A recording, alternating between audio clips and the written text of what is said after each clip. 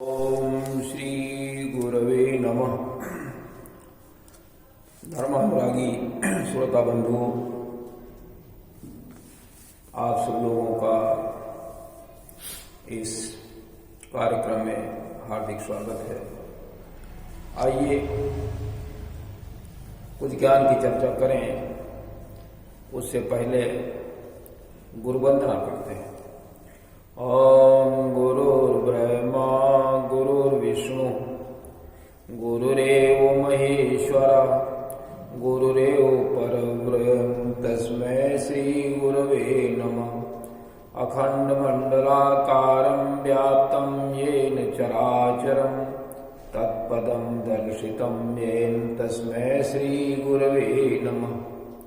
मातृवत लालयित्री च पितृवत मार्गदर्शिका नमो अस्तु गुरुसत्तायै श्रद्धा प्रज्ञायुता च। ओम श्री गुरवे नमः। भगवान कृष्ण का ध्यान करें। ओम वसुदेवसुतं देवं कंसचाणूरमर्दनं देवकी परमानंदं कृष्णं वंदे जगद्गुरुम्। ओम श्री कृष्णाय नमः। सद्बुद्धि के लिए हम परमपिता परमात्मा से प्रार्थना करें कि हमारी बुद्धि को सन्मार्ग की ओर प्रेरित करें।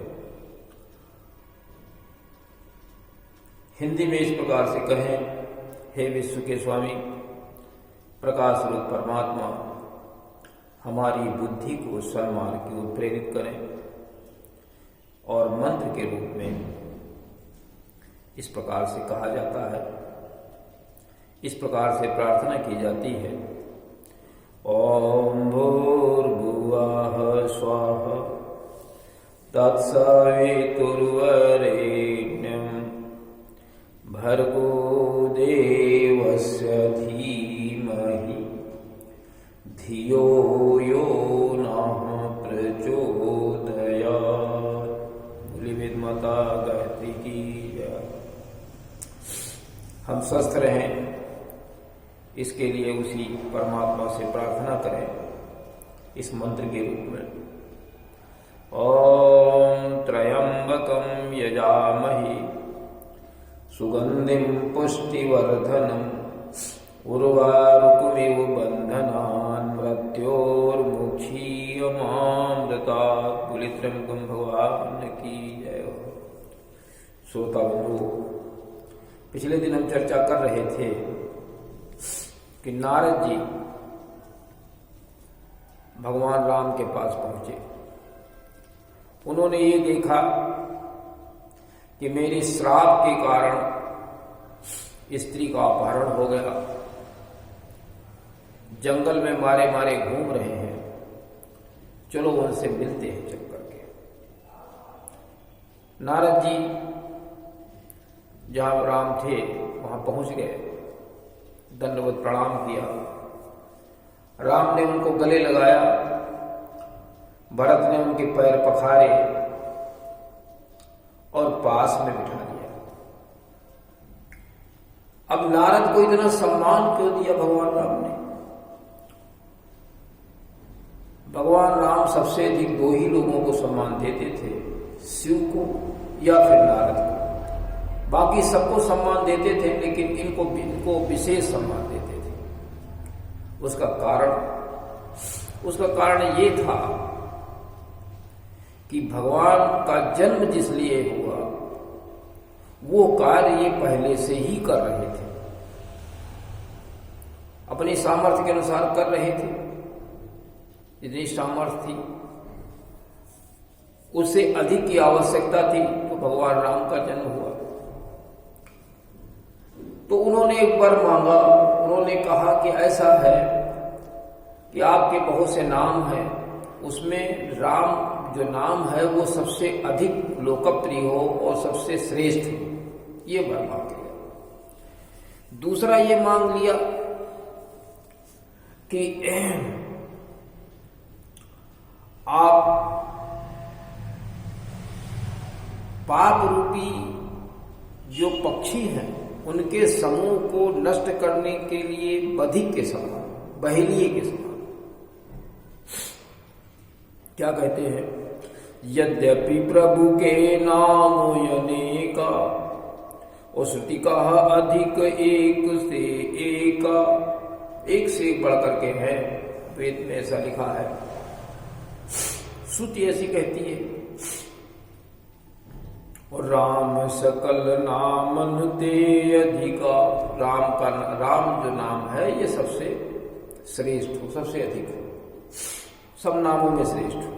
ओहो नाथ अग खग गण बधिका, और आप पाप रूपी पक्षियों के समूह को नष्ट करने के लिए एक बधिक के समान है।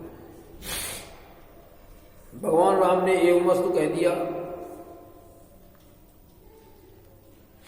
अब पाप तो हो रहा है, लेकिन राम तो है नहीं, कैसे बधिक बनेंगे? उसके लिए सबसे सरल बात यह है कि हम राम के गुणों को अपनाएं। भगवान राम एक गुणों का समुच्चय है। अगर गुण न होते भगवान के अंदर इतने श्रेष्ठ, तो उनको भगवान की उपाधि ही नहीं मिलती। गुणों के कारण ही किसी को उपाधि मिलती है भगवान की। तो हमें भगवान के गुणों को अपनाना चाहिए। हो नाथ, इसका यही अर्थ है। इसके बाद जब ज्यादा प्रसन्न देखा नारद जी ने, तो भगवान से पूछा कि मैं एक बार विवाह करना चाहता था और आपने माया द्वारा वो नगरी रच दी और राज्य बना दिया और सुंदर स्त्री बना दी, विश्व सुंदरी स्त्री बना दी। मैं करना चाहता था लेकिन आपने करने नहीं दिया, उसमें बिल डाल दिया।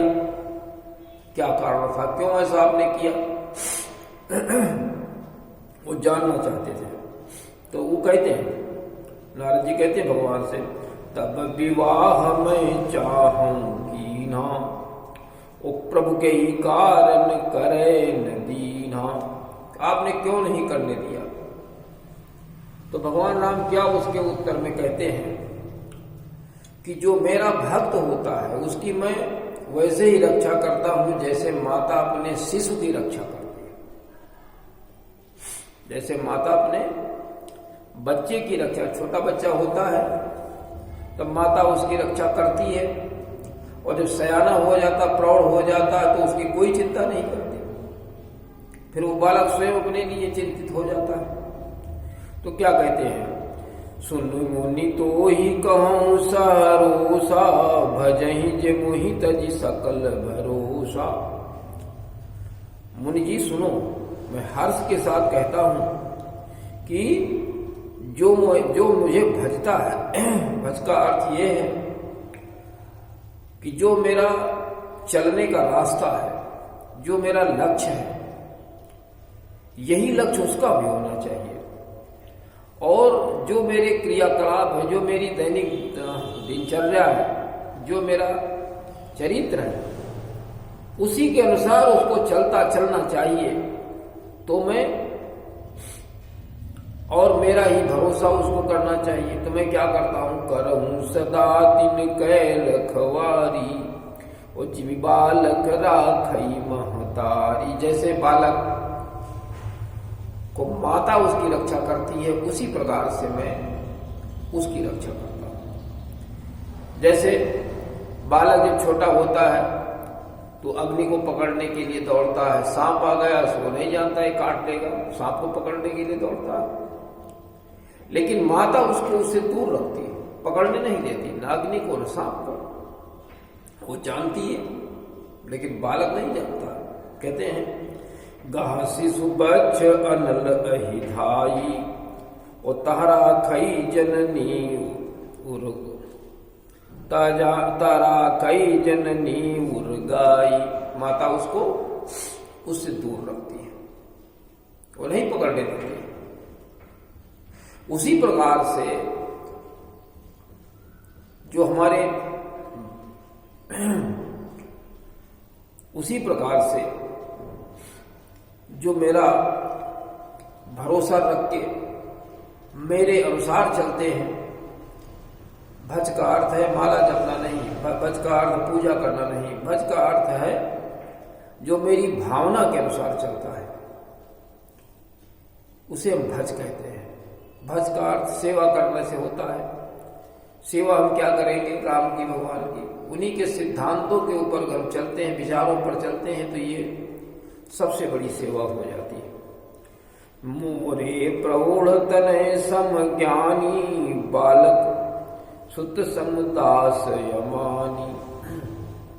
हमारे लिए प्रौढ़ कौन है? माता के लिए तो जब बालक प्रौढ़ हो जाता है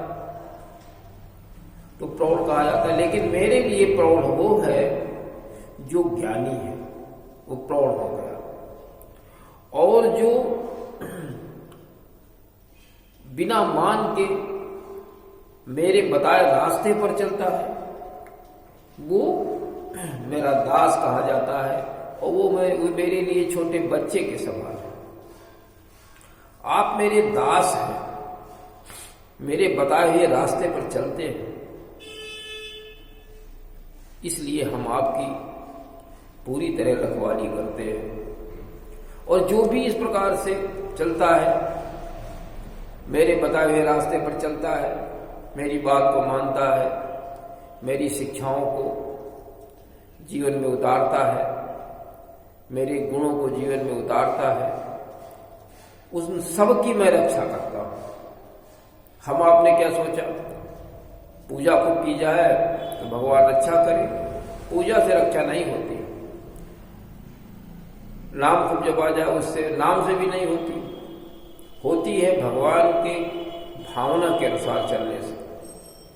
जब वो अपना सहयोगी मानते हैं, ये मेरा सहयोगी है? तो फिर आगे कहते हैं, ये विचारी पंडित मुहि भजही, ओ पायो ज्ञान भगति नहीं तजही। ऐसा विचार करके जो पंडित, जो ज्ञानी लोग हैं, वो क्या करते हैं? ज्ञानवान हैं, लेकिन मेरे गुणों के अनुसार चलते हैं। अस यह विचारी पंडित मुहि भजही, मुझे भजते हैं, मेरे सिद्धांत के ऊपर चलते हैं।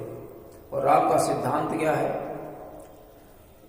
राम का सिद्धांत ये है, असुरता को समाप्त कर देवत्व की स्थापना की जाए, असुरी वृत्तियों को छोड़ें, देवत्व की ओर बढ़ें, वेद ज्ञान को अपने जीवन में उतारें और वेद ज्ञान को जन जन तक पहुंचाएं। ये भगवान का सिद्धांत है। इस अनुसार जो चलता है तो ये कहा जाता है कि वो भगवान को भज रहा है। भगवान को भजने से यही तात्पर्य है। यही विचारी पंडित मोहि भजही, और पायो ज्ञान भगति नहीं तजही। ज्ञानवान है, बहुत ज्ञान है उनको, लेकिन जो मेरा रास्ता है, असुर मारि थापहि सुरन, राखई निज श्रुति सेतु, जग विस्तार ही मिसद जस राम जन्म। इस सिद्धांत को, इस मंत्र राज को वो नहीं छोड़ते हैं। हमें फॉलो करते हैं पूरी तरह से, हमारा अनुसरण करते हैं। इसको कहते हैं पायो ज्ञान भगति नहीं तजही। दूसरी चीज, यहां इस सृष्टि में लोगों के अंदर काम, क्रोध, लोभ, मद, ये सब भरा हुआ है। उसमें जो माया रूपी स्त्री है वो बहुत दुखदाई है। ये सारी चीजें दुखदाई हैं। काम, क्रोध, लोभादि मद और प्रबल मोह कहे धारी, ओ तीन महा अत दारुण दुखद माया रूपी नारी। ये काम, क्रोध, लोभ जो भी है, मद, ये अज्ञान की सेना है। प्रबल अज्ञान, महामोह की ये सेना है, महाअज्ञान की ये सेना है। उसमें जो सबसे कष्ट देने वाली 3 माह अति दारुण दुखद बहुत अधिक कष्ट देने वाली है ये माया रूपी नारी है। स्त्री से सुख भी प्राप्त होता है, दुख भी कुछ न कुछ होता है, लेकिन अगर किसी भी चीज को जो जितनी लाभकारी है उतनी हानिकारक भी है, अगर उसका हम ठीक ढंग से उपयोग न करें। सूर्य का प्रकाश हमारे लिए लाभकारी है, लेकिन अगर सूर्य की ओर देखने लगे तो मेरी आंख की रोशनी चली जाएगी, मेरे लिए हानिकारक हो जाएगी। बिजली लाभकारी है, लेकिन अगर ठीक ढंग से उसका प्रयोग न करें तो हानिकारक हो जाएगी, मृत्यु हो जाएगी इसको छू लेने से। अग्नि लाभकारी है, लेकिन अग्नि का प्रयोग अगर हम ठीक ढंग से न करें तो हानिकारक हो जाएगी। भोजन लाभकारी है, लेकिन उसका अगर हम अधिक मात्रा में प्रयोग कर लें तो मृत्यु भी हो सकती है। जो चीज जितनी लाभकारी उतनी हानिकारक भी है, अगर उसका ठीक ढंग से प्रयोग न किया जाए। नारद जी वृद्धावस्था में और शादी करना चाहते हैं तो भगवान ने उनको मना कर दिया, उसमें अवरोध पैदा कर दिया। 3 माह अति दारुण दुखद माया रूपी नारी, जो माया के द्वारा स्त्री पैदा कर दी गई। अब स्त्री ही न होती तो जंगल में मारे मारे घूम रहे हैं।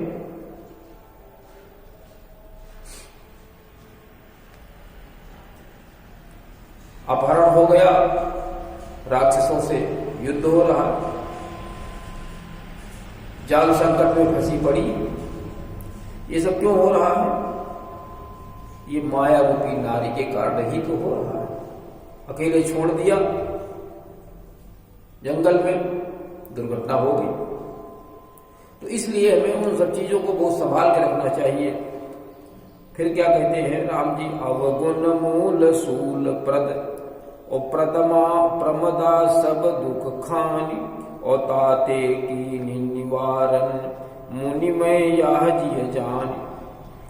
और अवगुण की मूल, दुर्गुणों की अवगुणों की मूल है। सूल प्रद कष्टदायक, प्रमदा युवती स्त्री, सब दुख की खान, सारे दुखों की खान है। अब ये किस प्रकार संभव है? बगैर स्त्री के काम नहीं चल सकता। अन्य ग्रंथों में लिखा हुआ है स्त्री ही स्वर्ग को देने वाली है।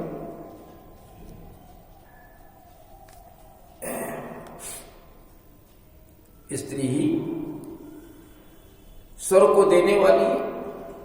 यत्र नारास्त पूजन्ते रमन्ते तत्र देवता, जहां स्त्रियों की पूजा होती है देवता निवास करते हैं। राम के इस कालखंड में स्त्रियां ही सहयोग कर रही हैं, लेकिन ऐसा लिखते हैं उसके कुछ कारण है। स्त्रियां दुखदायी भी है और सुखदायी भी है, उसका हम जिस प्रकार से प्रयोग कर सकते हैं। अगर वेद ज्ञान या श्रेष्ठ ज्ञान दे करके श्रेष्ठ संतान उत्पन्न करते हैं तो हमारे लिए सुखद हो जाता है।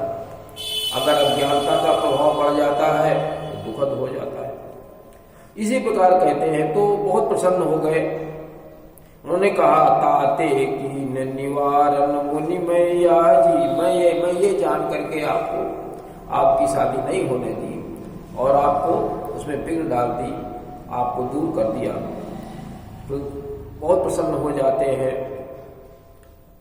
नारद जी क्या कहते हैं, सुनि रघुपति के बचन सुहाये मुनि तन पुलक नयन भरियाये। और रघुपति के भगवान के वचनों को सुन बहुत सुंदर लगे उनके वचन, और उनका तन पुलकित हो गया, नेत्रों में आंसू आ गए। और क्या कहूँ कवन प्रभु कहे यस रीति, सेवक पर ममताय प्रीति। ऐसा कौन सा भगवान, ऐसा कौन से ईश्वर है कि सेवक पर इतनी ममता और प्रीति हो। तो इस प्रकार से ऐसे भगवान को विसारना नहीं चाहिए, उनके अनुसार चलना चाहिए। तो आज इस जो ये पढ़ा गया, जो ये प्रवचन हुआ, जो सत्संग हुआ, उसमें मुख्य बात यही है कि आप लोग भगवान के गुणों के अनुसार चलें, भगवान की भावना के अनुसार चलें और भगवान का जो लक्ष्य है असुरता को समाप्त कर देवत्व की स्थापना करना, उसको अपने जीवन में उतारें और उसको आगे बढ़ाने का प्रयास करें, तो निश्चित है परमात्मा की कृपा आपको मिलेगी। आप एक श्रेष्ठ पुरुष बनेंगे और धर्म अर्थ काम मोक्ष को प्राप्त कर सकेंगे। इसी के साथ में आज के कार्यक्रम का समापन। ओम शांति।